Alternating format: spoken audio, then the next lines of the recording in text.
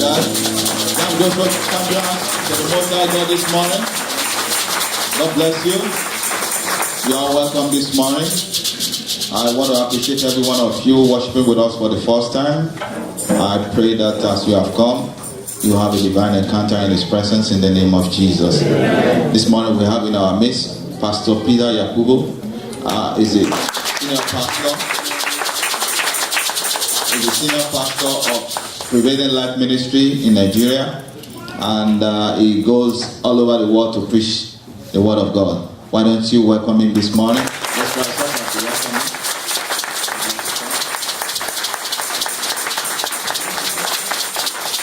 Praise the Lord. Hallelujah. For me, this is an honor and a privilege to be standing before these gracious, precious people of God. I feel so honored.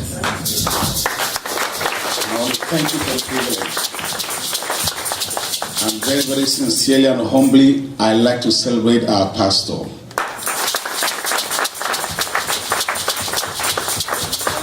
Now we wonder and say, how would you know about him? But the grace of God upon him sincerely is immense. Amen. Hallelujah.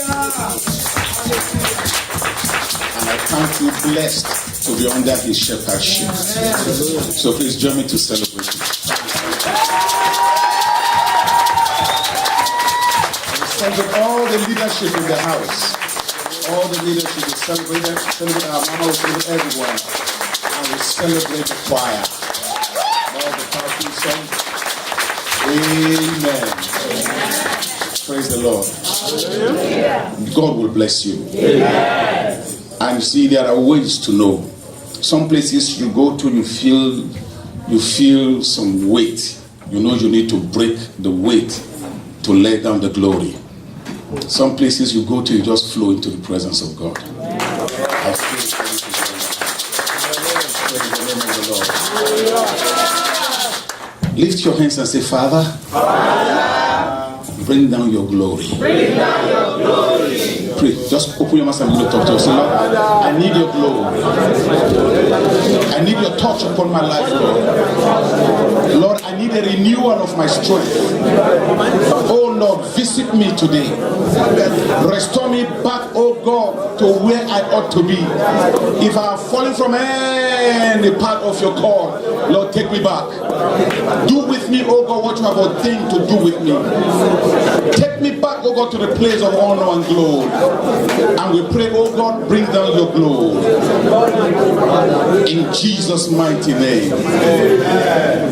Why we have to pray that prayer is because we need to look at something. Though we have limited time to talk about what we need to talk about, we will squeeze everything in, so I will need to be rushing. But I pray you will catch what we need to say. Amen. We are all children of God. And sometimes you hear from different quarters where they say there shall be surprises when we get there. There are so many people who thought they are going to make it, will not. And of course, that's scriptural. The Lord Jesus told us in Matthew chapter 7, reading from verse 21 to 23. He said, many will come and say, did you not prophesy in your name? And in your name did many miracles, signs and wonders, and performed great wonders. He will say to them, well, that's what you did in my name, but I don't know you. But the most dangerous thing he will say there is, depart from me, you workers of iniquity.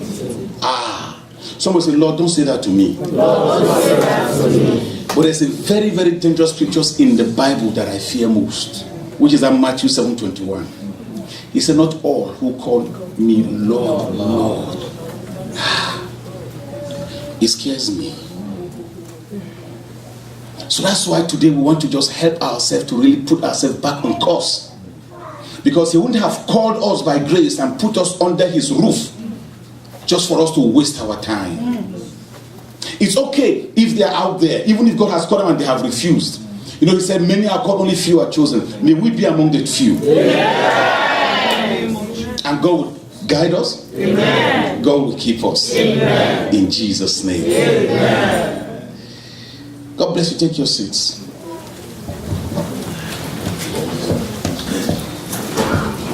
I look up to the heavens to To the hills I turn my eyes. Who will come to help me? Can I find a place to hide? The one who made the heavens and the earth will hear my call. He will come to help me, and he will not let me fall. He will not let me fall. He will not let me fall.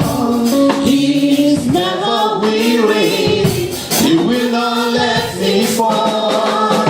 He will not let me fall. He will not let me fall.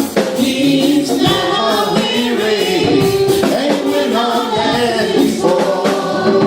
The one who watches Israel with his vigilant king through the morning sunlight and in the darkness deep, constantly beside you, you need not fear at all. The Lord is there to help you, and he will not let you fall. Sing it to somebody. He will not let you fall. Tell somebody, he will not let you fall. He is never weary. He will not let you fall. He will not let you fall. He will not let you fall. Tell somebody, help me tell somebody. He is never weary. And he will not let you fall. Sing it to yourself. He will not let me fall. He will not let me fall. He is never weary. And he will not let me fall. He will not let me fall. He will not let me fall. He is never weary. He will not let me fall. Father, we are in your hands. You have called us. Keep us. Let us not fall. Preserve us to the end. And Lord, we have gathered here today because you made it possible for us. Bring down your glory. Help us, oh God, to pattern our life after the right order. And as I speak, oh God, let it not be my words. None of me this morning, but all of you. Speak to your children, Lord, in accent clear and loud, that we all will comprehend and understand. In Jesus' name we pray. Praise the Lord.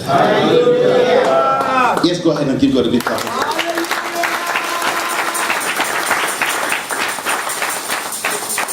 Oh, thank you, Jesus. Very, very quickly, I'm told that there's someone here. You have been troubled because of the message you got from way back at home. And because it requires that you make some huge sacrifice and you don't think you have the strength to do so. You're in the house. The Lord wants me to say to you today, if you can just let him have his way, that he will settle it all. But the same way you got that message, that's the same way you will get to hear that it's been done.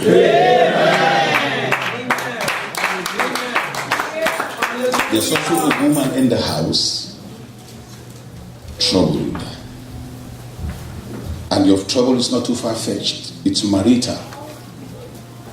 You have contemplated so many ungodly things because of the stress you're going through.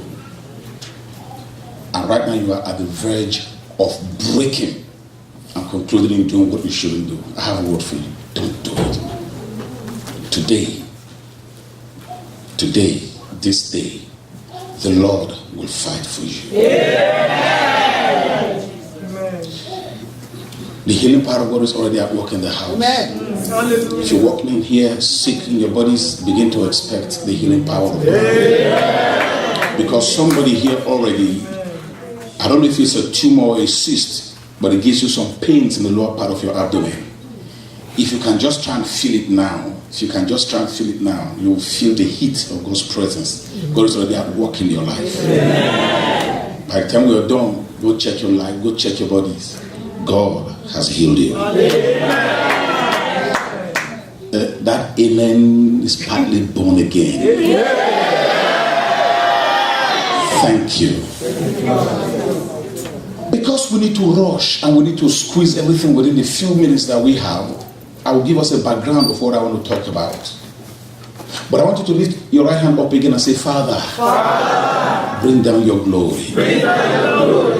Now say it again, say, Father, bring back your glory.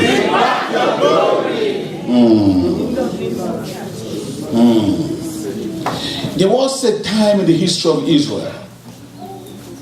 We'll read in the first book of Samuel that there was a priest by the name Eli. That priest had some sons who were to take over the affairs of priesthood after him. But because Eli was a nonchalant priest, he didn't order his house in order. He did not order his house properly. And so his children took to some vices and they abused the priesthood and they kicked at the sacrifice. That's a heavy statement scriptures made. They kicked at the sacrifice. And God expected Eli to have done something, but Eli didn't do anything. And gradually, apostasy set in and the glory of God left. And the prophet came to Eli and said to Eli, you have done wrong. Look at what your children are doing. You are not correcting them. And look at how the priesthood has been abused. But all Eli could do was, my children, is it true what I'm hearing? I'll do it again. That's wrong. Oh. Is that all? And so the glory left. And God raised up a young boy by the name Samuel to take over. Now, time will not permit us to talk about so many things, but so many things amaze me in those scriptures. How that little Samuel would have grown up in that environment with those kind of boys. All that we're told that Hophni and Phinehas will do is they'll call for the son and say, go check. Somebody's bringing out your sacrifice. Before he slaughters, tell him to give me the shoulder pig.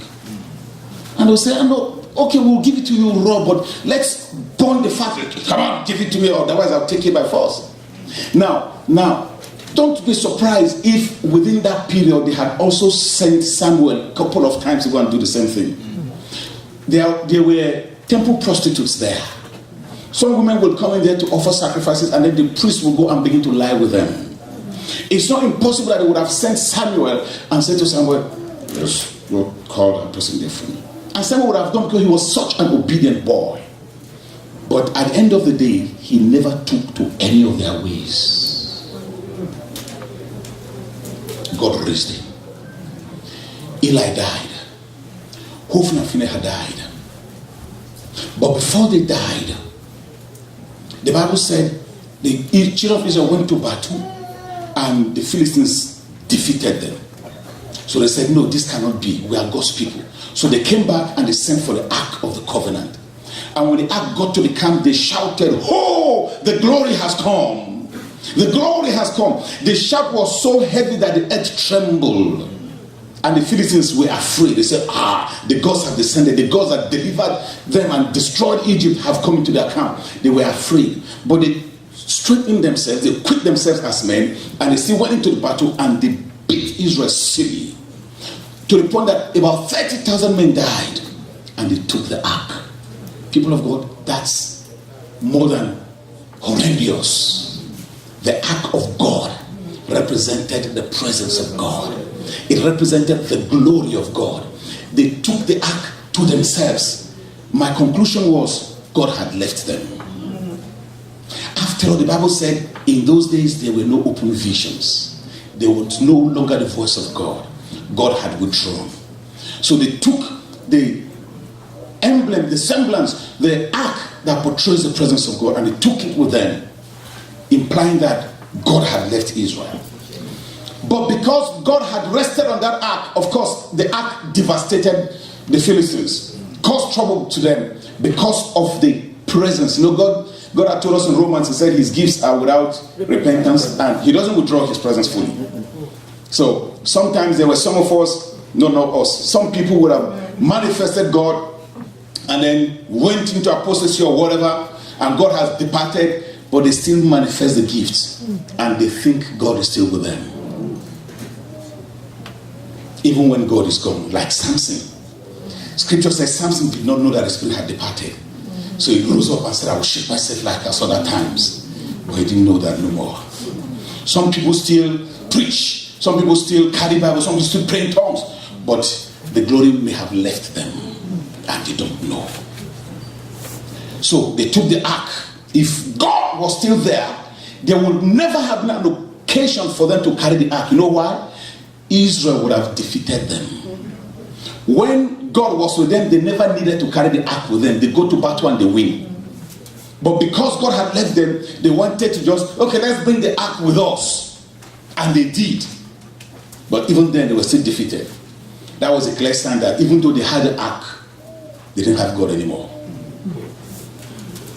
And the ark was with the Philistines for about 7 to 9 months, caused damage there, and they returned it back.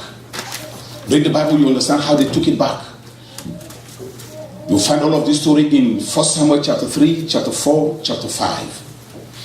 And then in chapter 6, after the devastation of the Philistines, plaguing their people, killing so many of them with emeralds, cancer, and all kinds of infirmities, they sought how to return the ark back. And they did. They got some cows that had just given birth to babies. And you know, a cow that is a nursing cow will yearn for her babies. So they said, those are the cows you will need. Get 2 of them, make a new cart, attach them to the, yoke them to the cows, and then put the ark back with the gifts and watch the cows. If the cows long for their children, then God, the ark was not responsible for what happened. But if the cows head straight to the land of the Israelites, then you know that the ark is responsible. And when they did, true to it, the cows went straight to the field of Joshua. And they knew for sure that the hand of God had caused this trouble for them. Somebody say amen. Amen. So when they got to the land, when the ark got to where the people of Israel were, it was the time of harvest, and they were still threshing wheat at that time. The Bible said it was in the field of Joshua in Beth Shemesh. They rejoiced to see the ark. Wow, the ark of God has come. And they took the ark, placed it upon the rock, and some people opened it to look at what's actually inside this ark. What angels they fear to do. And about 70,000 of those men died. And they were taken with fear. This ark must not be with us. Our men are dying. So they sent for the people of Kiryat Jearim to come for the ark. And just give you a background, so if you want to begin to go through scriptures, it will take so much time. So they took the ark back to Kiryat Jearim. And then that's where I'll begin from today. Let's go to 1 Samuel chapter 7. Like I said, I will rush through. There's someone in the house. You've been having this issue with your head. Sometimes you feel like I don't know, as if the brain has been disconnected, as if you shake it, the brain is just shaking like coconut that is disconnected from its shell. And you feel dizzy occasionally, and you are taken with forgetfulness, and you are in the house. The power of God is coming on you now. Amen.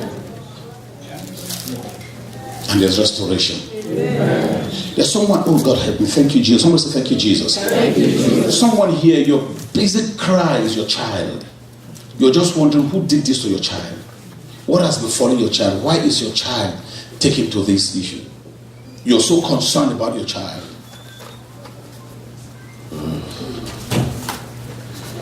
Father, Lord, I pray for that child.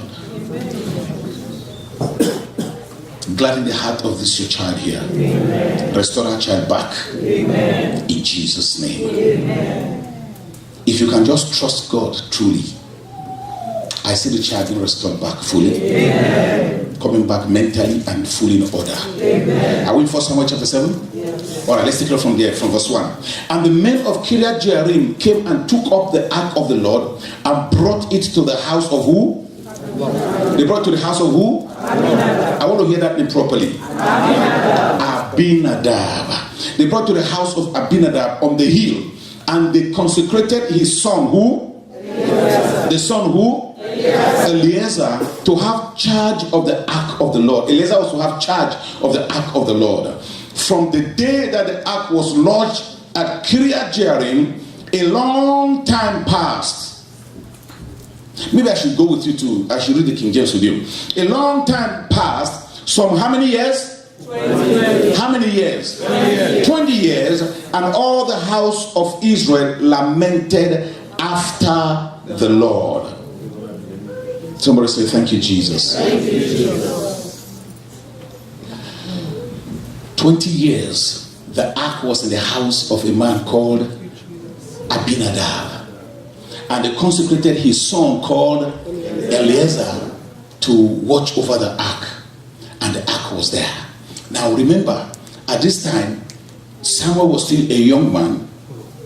And then all of this had happened within 20 years, while Samuel was still there, growing up to become a prophet and a judge over Israel. And then with time, Samuel consecrated Saul to become king. Are you with me? Over Israel. And King Saul reigned 1 year, 2 months, 1 year, 5 months, and he was a horrible king. He didn't obey God to the letter, and so God rejected him, but God left him there for a longer time. So he was king over Israel for 40 years, while God was working on who to raise. That's a different sermon of another day. 10 years after Saul was on the throne, God cursed David to be born. David was born when Saul was only 10 years as king. But Saul offended 2 years max after he became king. And God began to look for who do we put here. And he said the next race will be Jesse's family. And then Jesse number 9. And then the sons of Jesse, Eliab, should have been the next king. But the Bible said when Samuel got there, and Samuel said, behold the anointed of the Lord, God said, I have refused him. In other words, it took God time to look for a king. And when the sons of Jesse would not qualify, God had to work on giving birth to another boy called David. I'm just putting all of them together. That's not even part of my sermon. That's a sermon for another day. But David was born 10 years after Saul was already king, because none of the existing ones succeeded in becoming king. Why? They bore the qualification, they bore the semblance, but they were disqualified. Eliab should have been the next king. But when Samuel got there, God said, I have refused him. In other words, God has considered him, but he saw the state of his heart. Lift up your right hand and say, Father, preserve my soul. Preserve my soul. Amen. Eliab was disqualified. They were the 10th generation after Judah. Let's not go into all of this long story. As important as it is that we know them. So Samuel consecrated Saul. Saul was king for how many years? 40 years. For 40 years. And there was no mention of the ark of God all through the days of Saul. We will see that in scripture soon. And then a young man came up to become king after Saul. And for 7.5 years he was king over Judah. And then after that he became king over the whole of Israel. Now, let's try to do some arithmetic. The ark was in Abinadab's house how many years? 20 years. Okay, then we don't know how many years between that time and when Saul became king. But definitely some years elapsed. Is that right? And then Samuel became king, Saul became king, and he was king for 40 years. Now, if we don't know how many years in between, let's put that aside. 20 years the ark was in Abinadab's house, 40 years of the reign of... How long was the ark in Abinadab's house? 60 years minimum. Though there were some years between this verse 2 of 1 Samuel 7 and when Saul became king. We don't know how many years. So let's just put them aside. It could be 10 years. It could be 3 years, 5 years, but we don't know. But if we add the 20 years that the Bible told us about and the 40 years of Saul together, we have 60 years of the ark of God being in the home of Abinadab. 60 years. Then David became king. And he was king over Judah for 7.5 years. How many years has the ark been in Abinadab's house now? 7.5 years. And then they made him king over the whole of Israel. And he was king over Israel for about 3-5 years. That's about how many now? About 70-something years. Before one day, look at 2 Samuel chapter 2 quickly. One day, David, chapter 2, 2 Samuel chapter 5 or chapter 6.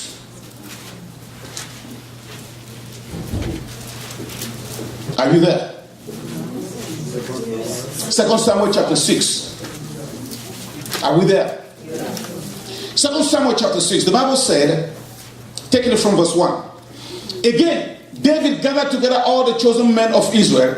How many? 30,000. And David arose and went with all the people that were with him from Baale of Judah to bring up from thence the ark of God, whose name is called by the name of the Lord of hosts, that dwelleth between the cherubims. And they set the ark. Now David, after 70-something years, right? Yes. That the ark had been in the house of Abinadab, David set out to bring the ark to himself. The Bible said, and they set the ark, verse 3, of God upon a new cart, and brought it out of the house of Abinadab. They brought out of the house of Abinadab. In other words, all through the days of Saul, all through these days until now of David, all through since the day they brought it into Kiriath Jearim, the ark had been in the home of Abinadab. How many years? 70-something years. And they set the ark of God upon a new cart, verse 3, and brought it out of the house of Abinadab that was in Gibeah. And Uzzah and Ahio, the sons of Abinadab, drove the new cart. Wait a minute. Who were driving the new cart? Who was consecrated to keep the ark? Where is Eleazar? He may have been dead. Oh, for sure. After such a long time, he would have been dead. Are you here with me? Yes. So maybe these were younger children of Abinadab or even children of Eleazar. Uzzah and Ahio, the sons of Abinadab, drove the new cart, and they brought it out of the house of Abinadab, which was at Gibeah, accompanying the ark of God. And Ahio went before the ark. And David and all the house of Israel played before the Lord on all manner of instruments made of firewood, even on harps and on psalteries and on timbrels and on cornets and on cymbals. Are you there? Now look at me quickly. The house of Abinadab, the Bible told us at the beginning, is on the hill. He had his house on the hill, right? So when David got there, definitely you are not expecting the ox and the cart to climb the hill. So they brought the cart down into the cart. They brought the Ark of the Covenant down into the cart. Is that correct? Now just follow me carefully. This ark had been in this house for how long? 70-something years. When I did my calculation, it was about 82 years actually. But because of time, I don't want to take us into all of those arithmetics. But let's leave it for 70-something years. I mean, that's a long time for the ark to be in somebody's house. But what do we hear? Nothing. How can you house the ark of God and nobody heard anything about you? Instead, rather, Abinadab died, his son Eleazar died, and it was woe and terrible things. Why? That ark was in their house and they became accustomed to it. So used to the ark that when Eleazar comes back from the farm, he removes his farming clothes and hangs it on the ark, on the wing of the angel, and then asks for his food. And while he's eating, he puts the plate there. And then while he's eating, he's doing some things. And then gets his car key, comes back, drops his car key on the box. It was not an ordinary box. Lift up your right hand. Say, Father, do not let me take your grace for granted. Don't let me frustrate your presence in my life. Oh Lord, don't let me frustrate your glory. Give me back your glory. In Jesus' name. how can the ark of God be in your house with you for 70 something years? And nothing. We became so accustomed to it. But yet, when they see Abib, they say, oh, he's one house in the ark. Ah, such a holy man. Oh, he's such a righteous man. The ark is in his house. Oh, his house is the temple, the tabernacle of God. Oh, Abinadab died unceremoniously. Eliezer died, no news about it. And then it was time to bring the ark to David. And the sons of Abinadab, okay, bring it back. Hold it to her, hold it to her, hold it to her. And then they carried it. And they came down and they placed it on the ark, on the cart. No ceremony. Nothing happened. The ark was just an empty box. Having the form of godliness, but denying no power. They say the ark, oh, salute, sir, but no glory.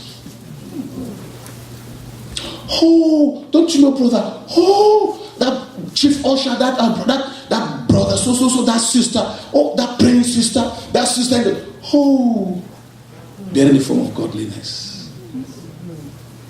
Only you and God know. And sometimes you may not even know. You will think you are there. Abinadab and his children celebrated the fact that the ark was in their house. We have the ark. See the ark? This is the angel that when the ark was strong, nobody sees it. It was kept in the most holy place. Uzzah will come home. Sarah, says my husband, where did you keep my diary? Oh, Daddy, I saw you writing on it. You were writing on it on the ark, so check whether you kept it inside. And okay, yeah, that's true, it's inside. It was a common box. Nothing happened. Lord, why is it that people are blaspheming your name and nothing is happening? And where are your children? Are you really?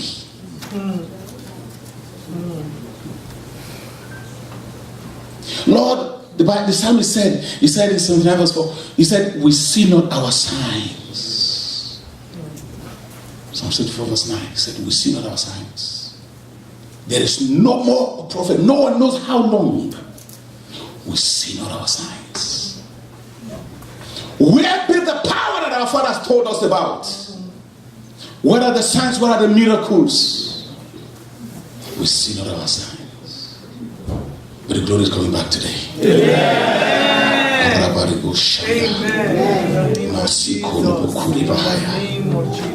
There's a woman here. You were given to prayers. You were an intercessor.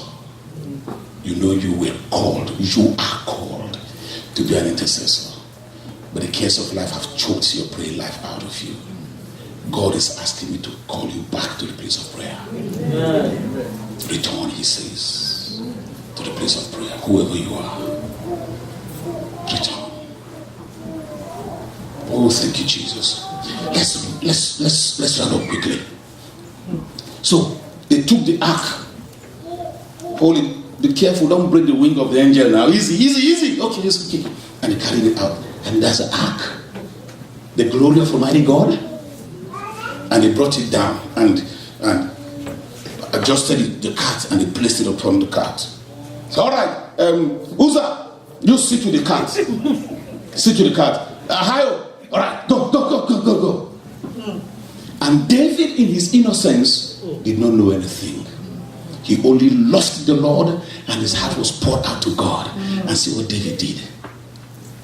And the Bible said, are we still in chapter 6? Yes. Verse 5. And David and all the house of Israel played before the Lord on all manner of instruments. Is that correct? Yes. Now let's go verse 6. And when they came to Nachon's threshing floor, let's pause there.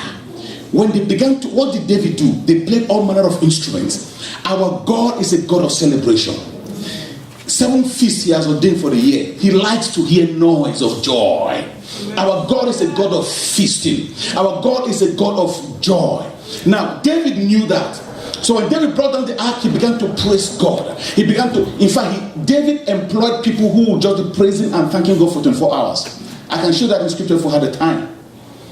So David brought the ark down, and then he said to the priest, carry all your instruments, begin to play. All the instruments, play. All the drums, the cymbal, everything, start playing. And then David was dancing and they were shouting praises unto God.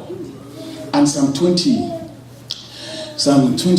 verse 3 says, God inhabits the praise of Israel. So as David began to praise and began to sing, and they were jubilating and honoring God and worshiping God, the glory of God came back. Almighty God. Do you have a keyboardist here? Can you just play something for me softly? Where is he? Ribobo Shara. Just play something for me softly. Play him on strings. As they began to praise and to sing glory to God, the glory came down. And when the glory came down, people of God, he came back straight into the ark. Boom! And when he came back, the ark shook. The cart shook. And the oxen felt like it was going to fall, because they had brought down the glory. But Uzzah was not used to the glory. He was used to an empty box. So when the glory of God came back again in the place of worship and praise and devotions and dedications, came into the ark received some grace, and then the ox bearing the cart shook as he was going to stumble. And Uzzah, who was not used to the real thing, quickly went to help the ark, and he was electrocuted by the glory. Verse 6. And when they came to Nacon's threshing floor, Uzzah put forth his hand to the ark of God and took hold of it, for the oxen shook it when the glory came down. He staggered, and I went quick, don't let it fall so the wind will not break. But the glory electrocuted him. Verse 7, and he died. And the anger of the Lord was kindled against Uzzah, and God smote him there for his error, and there he died by the ark of God. And David was displeased because the Lord had made a breach upon Uzzah, and he called the name of that place Perez Uzzah, strings and softly. Just play something quietly. Reign, sovereign Lord. The Bible said David will not want to bring it. Verse 9. And David was afraid of the Lord that day, and said, how shall the ark of the Lord come to me? So David would not remove the ark of the Lord unto him into the city of David, but David carried it aside into the house of who? Obed-Edom. I didn't hear you well. Obed-Edom. Into the house of Obed-Edom the Gittite. And the ark of the Lord continued in the house of Obed-Edom. Obed-Edom the Gittite. How long? 3 months. And what happened? And the Lord blessed Obed-Edom. And wait. The ark was in somebody's house for over 80 years. Let's even say 70 years. All we knew that there was a son that was mentioned. We don't hear about him anymore. He's gone. But the ark was in another man's house for 3 months. Abinadab had an empty box in his house, but they thought he was carrying God. Do they think I'm still in the faith, whereas the glory has departed? Oh Lord, bring back the glory.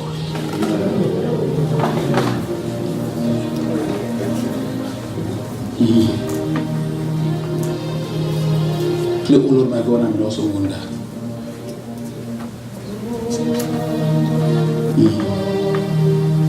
Do people think you are a child of God, but deep inside of you, you know the truth? This morning, you want to say, Lord, bring back the glory. Let me rush quickly. I have a few more minutes to go. Oh God, help me. The ark continued in Obed-Edom's house. How long? And God blessed Obed-Edom. And how many? Everybody in his house. Those who were looking for jobs suddenly got jobs. Those whose business were dying started opening more branches. Those who were married and no baby became pregnant. Suddenly, within 3 months, turned around. Every struggle in his house ended because the glory came back.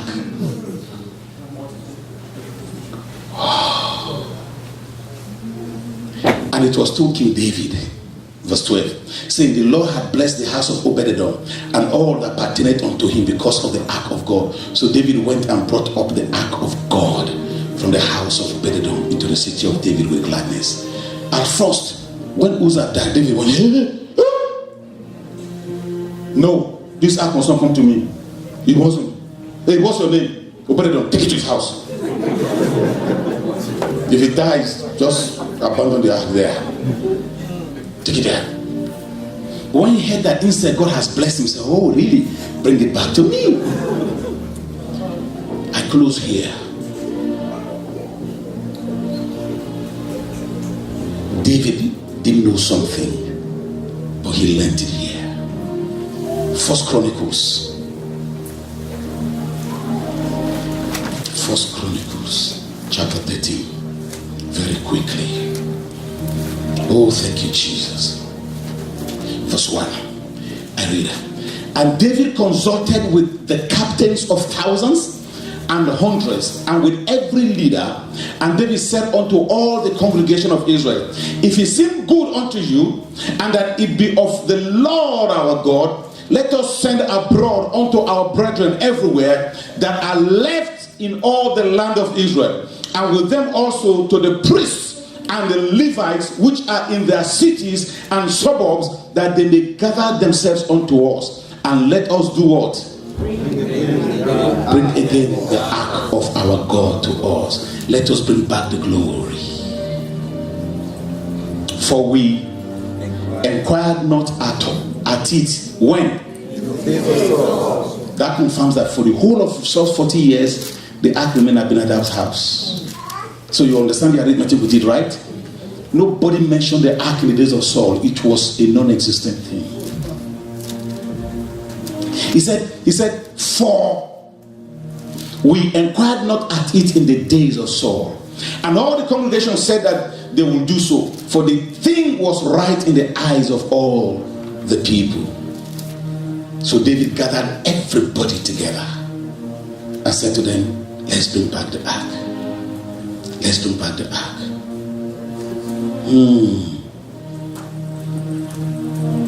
Now, chapter 15. Are you in chapter 15? Let's take it from verse 1 quickly. And David made him houses in the city of David, and prepared a place for the ark of God, and pitched for it a tent. Then David said, none ought to carry the ark of God but the Levites. He's beginning to learn the errors now. For them had the Lord chosen to carry the ark of God and to minister unto him forever. If you read the chapter before, you begin to see how they began to go and sought from the Lord. Ladies and gentlemen, if you are a child of God, you don't live your life disorderly. For our God is a God of order. 1 Corinthians 14, verse 30 and 31. Our God is a God of order. The Bible said, David said, listen, this is how we're going to do it. Let the Levites and the priests carry the ark, not a cow. If time will permit me, I would have explained to us how we have abused God, how we treat God. This morning, I was having a conversation with a Jew, and I tried to invite him to come with me to church, but he said he had appointments, he had something to do. The Jews have special respect for the word of God. Everything you do must be orderly. Don't treat God disorderly and still think that he loves you fine, but some things we do that displeases him. They took the ark down and they brought the ark into the cart and they asked a cow to drive the ark of Almighty God. Nothing happened until David praised and God came down and said, I shouldn't be here. The moment he came down, the first person to touch him died. And then they put the ark aside. Some of us treat God carelessly and recklessly, and we still pray in tongues. works. Some of us look at time when we're coming to church. Let me wait. After choir finish singing, we'll come in. Which of the aspect of service is not important? Some of us come to church and pastor's sermon is coming too long. But God said, keep the Sabbath day holy, the whole day. Don't be amazed that the devil has used the systems around here to choke the gospel. That's why we have to make you to work. You come to church for midweek service, you're looking at them because you have to run to work for no fault of yours. But it's all part of the agenda that Daniel told us about. Some will come to church, sit down, with gum in their mouth while pastor is preaching. Don't be an user. Timing is not permitting us. There's an order. Hear what David said. He said there. He said, then David said, none ought to carry the ark of God but the Levites.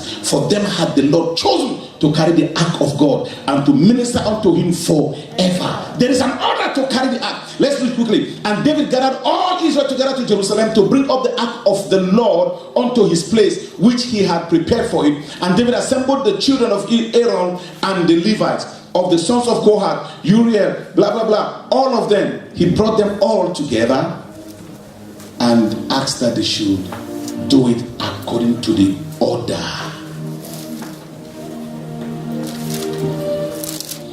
Somebody say, thank you, Jesus. Thank you, Jesus. Oh, thank you, Lord. I take it from verse 14 quickly. So the priests and the Levites sanctified themselves to bring up the ark of the Lord God of Israel. And the children of the Levites bear the ark of God upon their shoulders with the staves thereon, as Moses commanded, according to the word of the Lord. And David spake to the chief of the Levites to appoint them their brethren to be the singers with instruments of music, psalteries and harps and cymbals sounding, by lifting up the voice with joy. So they did. So many times we end up knowing what God says about us, but we're not fulfilling them. Why? There could be some violations. But if we will ask God to return back today, everything will fall back to shape. Why am I sick in my body and all prayers have been defied and I'm not getting healed? Perhaps the ark we carry now become empty, but the glory must come back. Amen. Oh, thank you, Jesus. Lift up your right hand. Say, Father, give me back the glory. Open your mouth and begin to pray. If I have missed it in any way, oh God, restore me back, Lord. Samson wished not that the glory had departed. Lord, restore me back. If I have missed it by any means, oh God, restore. Restore, restore, restore, Rabamashi Kotiribaya, restore, Lord. Oh, thank you, Lord. In Jesus' name. Still in the attitude of prayer very quickly. Still in the attitude of prayer. If you're here this morning, you're not born again. You don't even have it at all. But you can surrender your life to Jesus, and I will pray with you. So if you're here, you're not born again, but you want to be born again, please lift up your hand, let me see you, so we can pray together. Anyone like that? God bless you, man. God bless you, man. Actually, the Lord spoke to me about you. I'm very sincere, and He told me about this. So I'm glad you responded. Anyone else? So perhaps after now we might have time to talk. God bless you, sir. Anyone else? If you're here, you haven't given your heart to Jesus, please rise on your feet. Rise on your feet. Let's pray. Don't be ashamed of Jesus. Oh, Mark 8:38 says, if you are ashamed of me in this wicked and adulterous generation, he said, I will also be ashamed of you before the holy angels, my Father sees in heaven. Don't be ashamed. Anyone else want to join us? Anyone else? You're not born again, but you want to be born again. Don't lift up your hand, let me see you so we can pray together.